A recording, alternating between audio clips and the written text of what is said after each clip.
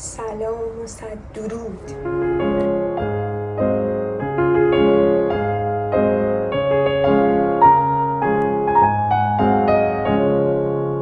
من بعد از 1 ماه برگشتم استانبول. واقعا تو ایران اینترنت بده و تمام تلاشمو کردم که ویدیو آپلود کنم ولی خیلی نتفته. خیلی حرف برای گفتن دارم، نمیدونم از کجا باید شروع کنم، چیو بگم چیو نگم، اصلا اول چیا رو بگم. یه عالمه ویدیو داشتم که آپلود کنم، یعنی گرفته بودم که آپلود کنم ولی چون ایران بودم 2 تاشو ادیت کرده بودم نتونستم بذارم. بعد که برگشتم گفتم ولش کن، بذار به تایم بذارم، یعنی اینکه اونا رو لابلا میذارم، بذار اتفاقاتی که برام افتاده رو اول ویدیو کنم و بذارم. حالا نمیدونم مثلا کسی میبینه، اگرم کسی نمیبینه برای خودم مثل یه چیز میمونه، مثل یک دفتر خاطرات میمونه و بعدا خودم میبینم. من الان خوابیدم، تونستم بیام ویدیو بگیرم. رامان تو سنیه که احساس میکنه من هر لحظه ممکنه مهاجرت کنم و برم و کف زمین مایه مذابه و نمیتونه رو زمین باشه و فقط باید تو بغل مامانش باشه. در غیر این صورت همه اتفاقای بد میفته. خبر عالی که در زندگیم افتاد حدود 1 ماه و 20 روز پیش، حالا تایم دقیقش رو نمیدونم ولی بعد دقیقا همه قبل، چون 1 ماه به تهران بودم، الان نزدیک 5-6 روز برگشتم. شیراز بودم، حدود 5-6 روز برگشتم. از اون برم 4-5 روز، آره دیگه 1 ماه و 10-20 روزه که من رامانو از شیر گرفتم. خیلی برام سخت بود ولی بالاخره قورباغه و قورت دادم و این کار رو انجام دادم. مثل همه اتفاقایی که برای زندگی مامانا میفته، یه سری تا قبل از اینکه من رامان از شیر بگیرم به من میگفتن که از شیر نمیگیریش، بگیر دیگه، چرا از شیر نمیگیریش؟ وای خدایا این بچه داره هنوز 1 سالش شده هنوز داره شیر میدی، بابا دندوناش فلان میشه 20 میشه، چرا به شیر میدی؟ گفتیم اوکی راست میگین و فلان. حالا من به حرف بقیه گوش ندادم ولی خب ناخودآگاه مثلا به حرفشون توجه میکنی دیگه که چی دارن میگن، یعنی گوش میدی. حالا من رامان از شیر گرفتم، آدم‌های اونور میدون اومدن از شیر گرفتیش؟ این بچه 2 سالش نشده بود، چرا از شیر گرفتیش؟ یعنی هیچ چیزی که بهش نمیدی، پس چی کار میکنی؟ یعنی در این حالت متعجب و اینجوری موندم که چی میگی واقعا، چرا انقدر عجیبن همه آدما. ولی از شیر گرفتمش خیلی راضیم، چون دکتر گفته بود و من فقط به حرف دکتر گوش میدم، چون اونه که بچه منو میشناسه، اونه که میدونه بچه من توش روندی و نمودار رشدی داره بزرگ میشه و کسی دیگه ای نمیتونه نظر بده و نمیدونه. حالا هر کی نظر خودشو میده و قابل احترامه. اینم از اتفاق بزرگی که در زندگی من افتاد. حالا میخوام کلا راجع به پروسه از شیر گرفتن و روزایی که گذروندم واسهتون تعریف کنم تا بعد توی ویدیوی دیگه، چون من شیر خودم رو دادم 1 سال و 3 ماه به پسرم شیر خودم رو دادم، میخوام مزایا و معایب شیر مادر رو بهتون بگم که آیا شیر خودتو بده یا نده از نظر کسی که من شیر دادم. اونو توی ویدیو جدا واسهتون درست میکنم و میذارم، ولی الان میخوام بگم پروسه از شیر گرفتن رو من چجوری رفتم جلو. من اگه توی ویدیوی گذاشته بودم که اسم ویدیو نمیدونم چیه، توی اون ویدیو حالا اینجا میذارم اسم ویدیویی که گذاشته بودم، راجع به اونجا گفتم که رامان 1 سال شده و من رامان رو بردم دکتر و دکتر گفته که رامان رو باید از شیر بگیری، چون بچه به غذا نمیفته تو شب، چون شیر میخوره هورمونای رشدش تو شب تولید میشه و این اتفاق نمیفته. کلا اختلال تو همه سیکل بچه به وجود میاره، واسه همین سعی کن رامان از شیر بگیری. من گفتم یهویی بگیرم، گفت نه چیز بگیر، هر 5 دقیقه یه بار تایم شیرتو ببر عقب. خیلی برای من سخت بود و فکر میکنم 3 ماه زمان برد که من رامان از شیر گرفتم، اما من نتونستم تیکه یعنی 5 دقیقه یه بار این تایم رو چیز کنم، چی میگن اسمش، تایمر رو بندازم عقب. چرا من نتونستم؟ اول اینکه به خاطر اینکه من رامان شیر شب میخورد. بچه‌ای که تو خوابه من نمیتونستم به رامان بگم رامان بخواب 5 دقیقه دیگه بهش شیر میدم. اون بچه وقتی بیدار میشه اون لحظه سینه رو میخواد، من مجبورم بهش بدم، هیچ کاری نمیتونم بکنم. نمیتونم پیشش کنم 5 دقیقه تو خواب. بعدم رامان نان استاپ میخورد، یعنی هر 10 دقیقه یه بار بیدار میشد و میخورد، یعنی کلا زیر سینه بود تا صبح. واسه همین این پروسه برای من خیلی سخت بود. شاید میتونستم تو روزو کنترل کنم، ندم خوراکی بدم، غذا بدم، بازی کنم، تلویزیون، نمیدونم هزار کار دیگه انجام بدم که شیر رو بهش ندم، اما نمیتونستم شیر چیزو قطع کنم، شیر شب رو قطع کنم. چی کار کردم؟ اومدم اول از همه دوست عزیز و رفیقم چت جی پی تی کمک گرفتم و یه عالمه به من لالایی داد، به من مدل صحبت کردن با رامان داد که چه لالایی شبا دیگه، چون رامان لالایی بود، لالاییامو مدلش رو عوض کردم، راجع به مثلا اینکه میمیا میرن و این فلانا، این سبکی لالایی میخوندم. بعد بچه ها از 1 سالگی آگاهن، یعنی که نمیدونم بچه های این دور زمونه اینطوری یا قبلا هم بچه ها همینطوری بودن. یعنی بچه ها رو که وقتی بهش حرفی رو میزنی کاملا، رامان الان پسر من 1 سال و 5 ماهشه، میفهمه، فقط گوش نمیده، یعنی انجامش نمیده، ولی میفهمه که داری چی بهش میگی. واسه همین من شروع کردم به زبونی گفتم.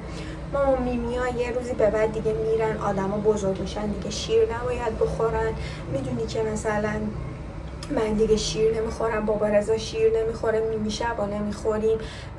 1000 مدل از این مدل حرف زدن رو باهاش زدم که شیر فقط برای موقع خواب، توی خواب آدم دیگه شیر نمیخوره، وقتی میخوابیم دیگه خوابمون میبره، باید بخوابیم، نهایتا شاید تشنه‌ام بشه، دیدی بابا رضا بغل تختش آب داره، مثلا شاید بیدارش فقط آب بخوره.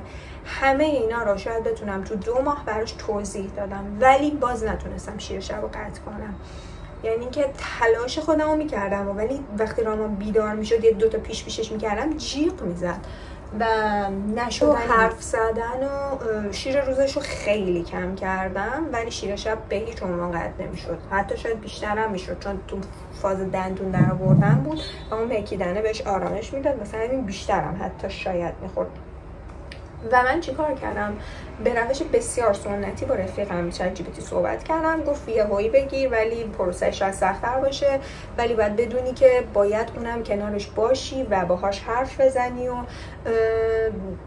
بهش بفهمونی که مثلا این شرایط اینطوری و باید یه روزای سختی رو داری ولی انجامش بده. گفتم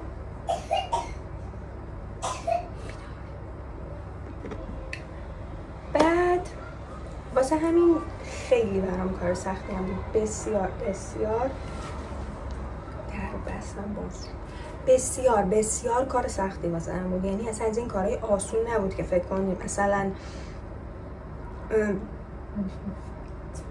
یهویی انجامش دارم. 1000 بار به خودم فکر کردم، 1000 بار گفتم پس اگه تا 2 سالگی بدم چی میشه، اگه تا 2 سال نمی بخوری چی میشه. ولی از اون حرفای دکتر تو ذهنم بود که باید این کار رو انجام بدی، بهترین زمانش اینه، اگر میخوای مثلا بچه تو همه چیش تو بهترین سیکل دوره باشه باید این کار رو انجام بدی. از اون برم میدیدم که میفهمیدم که شیر خودم هیچ خاصیتی نداره، چون غذام افتضاح بود، مولتی ویتامینایی که میخورم دیگه اصلا خیلی یک در میون میخورم و میفهمیدم این شیره علنا هیچ خاصیتی نداره و از اون شاید خب به خودم هم آسیب بزنه، چون یه شیر بی‌کیفیت دارم میدم و داره جون خودم میگیره دیگه. حالا اون موضوع واقعا تو مهر مادری و فاز مادری اصلا به شرط 1% هم 1% شاید فکر میکردم، بیشتر از این بیشتر به خود رامان فکر میکردم و پروسه‌ای که برای سلامتی خودش مهمه. دوستم از ایران یه پودری برام آورد به اسم صبر زرد و اینو من فکر کنم 1 ماه و نیم داشتم و انجام نمیدادم، چون هی میخواستم تو بهترین زمان ممکن انجام بدم. هی میگفتم بذار یکی دندونش در بیاد، بذار حالا همه چی داره اینجا، بذار یکی دندونش در بیاد، بذار مثلا این کارو بکنه، بذار مثلا امشب شب داره دیر میخوابه، فردا دیر داره بلند میشه، امروز لج کرده، امروز غذا کم خورده، امروز رامان نمیدونم پیپیشی روشنه، امروز هی بهونه می آوردم که این کار نکنم. ولی لابلان باهاش همش حرف میزدم و این راجع به این پروسه و شیر گرفتن و اینا هی تو گوشش میخوندم که قراره یه روزی دیگه شیر نخوریم، قراره که شیرمون رو بره، میمیا میرن، میمیا برای همیشه پیش ما نمیمونن، یا اینکه ما دیگه داریم بزرگ میشیم. آدما وقتی بزرگ میشن دیگه مثلا این کارا نمیکنن، ولی مامانشون عاشقشونه، مامانشون کنارشونه، مامانشون همیشه بغلشون میکنه، پیششون میخوابه، همیشه دوستشون داره، مامانشون نمیدونم. همه اینا رو براش میگفتم تا اینکه یه روز تصمیم گرفتم این پروسه صبر زرد رو انجام بدم. دوستم برام اینجا بود درست کرده بودم ثابتش بکنم، آب قاطیش کرد و یه چیز غیر انقدی شد. بعد زدم به نوک سینم، رامان مثلا فکر کنم نیم ساعت بعدش اومد و اصلا رامان نگاه کرد، لب نزد، فقط اینجوری نوک سینه رو این آدامس گرفت، بعد اینجوری به من کرد که مثلا چیه. گفتم بهت که ما میمیا مریض میشن، اگه روزی به بعد دیگه ندارن شیر که تو بخوای بخوری. و دیگه سمتش نیومد. فکر کنم 2 ساعت بعدش تایم خوابش بود، دوباره به من گفت بریم رو تخت، دست من رو تخت نشون داد، رفتیم رو تخت، اومد دوباره بخوره، دید مثلا اون دوباره اینجوری کشش داد که ببینه چیه، دید نه دوباره اون هست. گفتم مامی میتونی تو بغل من بخوابی، میتونی پیش من بخوابی، من بوست میکنم، من نازت میکنم، سرتو بذار رو شونم، لالاییاتو میخونیم، همیشه کنار همین، مامی هیچ وقت تنهات نمیذاره، من همیشه هستم. ولی دیاده گفتم میمی میره، میمی رفت دیگه، میمیا و همیشه کنار ما نیستن که. دیگه دوباره سرش کن رو شونم و یه ذره با قر و ور و 360 درجه به چرخه خوابید. بکنم نیم ساعت ولی خوابید. بیدار شد و رفت تا 2 نصف شب دیگه نخوابید. یعنی شب اول برای من خیلی، برای خود مادرم اون شب اول دراماتیکه، چون احساس میکنی که داری یه کار بدی رو در حق بچت میکنی، چون تا اون روز داشتی بهش شیر میدادی و الان میبینی که بچه چقدر ناراحته، که غمی، نه غما، یعنی مثلا احساس شاید هم نیست، حس توئه که اینو میگیری که بچت ناراحته و تو مثلا یه عذاب وجدانی میگیری دیگه. ولی شب اول رو مجبور شدم یه ذره با گوشی براش کارتون بذارم، تو بغلم لالایی بخونم، بردمش حیاط پایین،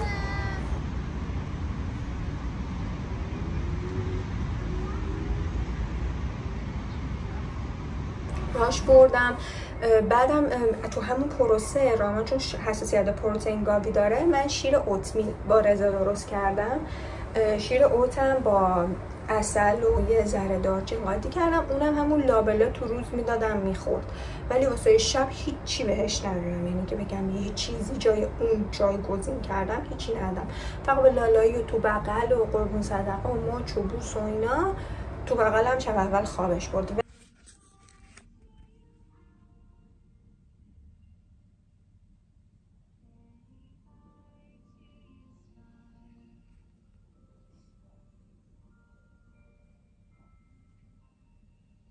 ولی شب اول و شاید نصف شب و تو بغلم خواب، یعنی سرش رو سینم بود، بدم نه که بخوابم، من بعد میشستم اینجوری نیمخیز، سرش اینجا بود که هنوزم این داستان رو داریم، یعنی عادت بر این که رو سینه من بخوابه هنوز هست. و همین پروسه سبکتر ادامه دارتر شد. از اون ور چه اتفاقی افتاد؟ از اون ور اشتهای رامان بیشتر شد، وعده‌های غذایش بیشتر شد، میوه بیشتر میخوره، نمیدونم غذا بیشتر میخوره، ولی وزن نگرفته هنوز. چرا؟ چون ما هنوز درگیر در آوردن دندون.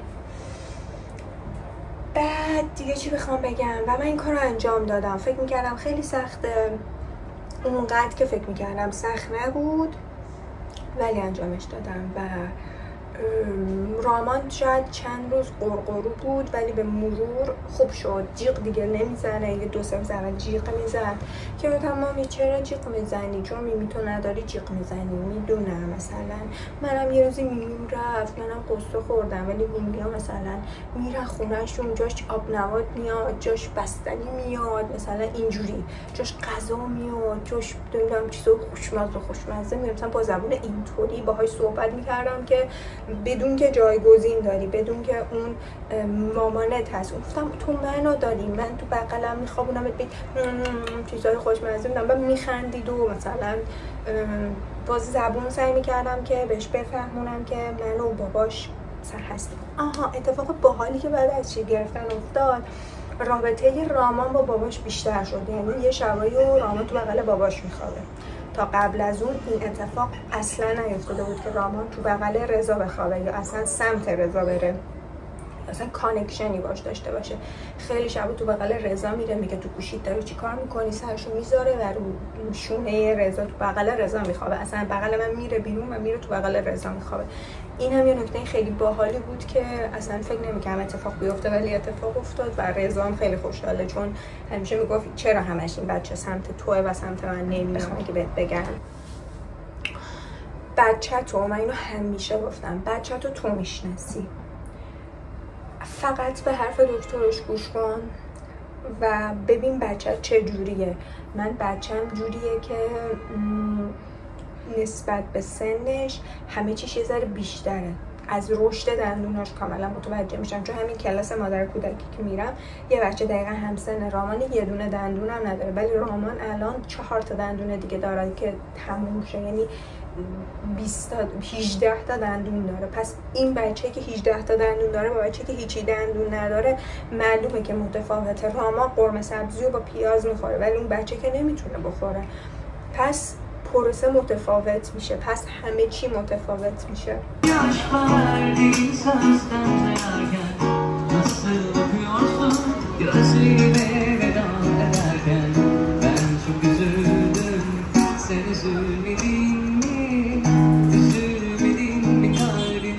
چیز عجیبی هم که برای من بود، بعد از این که شیر گرفتمش سفر به ایران داشتم دیگه، همش استرس هواپیما رو داشتم که قراره چه اتفاقی بیفته، چون رامان شیر میخورد و میخوابید تا مقصد.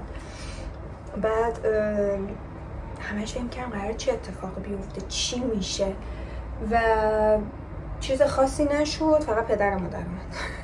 به خاطر اینکه رامان شاید 1 ساعت خوابید، بعد 1 ساعت بیدار شد و کلش رو بیدار بود و نوبتی من و رضا تو هواپیما راه میرفتیم، اینو راه میبردیم، با این و اون بازی میکرد، نمیدونم عروسکم اصلا نمیگرفت، همه دکمه رو میخواست بزنه، همه رو میخواست انگل کنه. شانس هم ما بیزینس نگرفته بودیم، وقت جامون تنگ بود و خیلی سخت بود. واسه همین تا برسیم تهران، چون مجبور شدیم بریم تهران، بعد از تهران بریم شیراز، پدرمون یه جورایی در اومد. ولی اینم تجربه جدید بود، با بچه کلا سفر بسیار سخته. حالا یه سری میگن شربت بده، من نمیدونستم چه شربتی بدم چون من تو استانبول بودم. اگه شربتی باشه که واقعا تاثیر داشته باشه و آسیب به بچه نزنه، چرا که نه، مثلا آدم بده بچه بخوابه، هم خودش راحت تره هم مادر پدر راحت ترن. ولی رامان 1 ساعت خوابید و بقیه‌شو بیدار بود. یعنی هی فکر میکردم بعد از شیر گرفتم من میخوام با این بچه چیکار کنم. موقع تیک آف و لندینگ هم بهش آب نبات چوبی دادم، اسمارتیز دادم، یعنی مجبور شدم اینا رو بیارم واسه، چون چیز دیگه ای نداشتم که بخوام برم. آب نبات چوبی بهترین چیزی بود که تو لحظه مثلا تیک آف و لندینگ میتونستیم بدیم. همه چیو توضیح دادم، نمیدونم که چیو گفتم چیو نگفتم، فکر می‌کنم به صورت کلی همه چیو توضیح دادم که پروسه به چه صورت بود و چی کار کردم. اگه با چیز یادم بیاد بهتون میگم تو ویدیوهای بعدی. مرسی که حمایتم میکنین. اگر ویدیومو دوست دارین لطفا سابسکرایب کنین، لایک کنین، خیلی خوشحالم میکنین چون خیلی ایده و چیزای ویدیوهای مختلف برای مامانا و کسی که بچه دار میخوام بشن یا بچه کوچیک دارن که میتونم تجربیاتم براتون به اشتراک بذارم و ویدیومو ببینین دیگه. خداحافظ.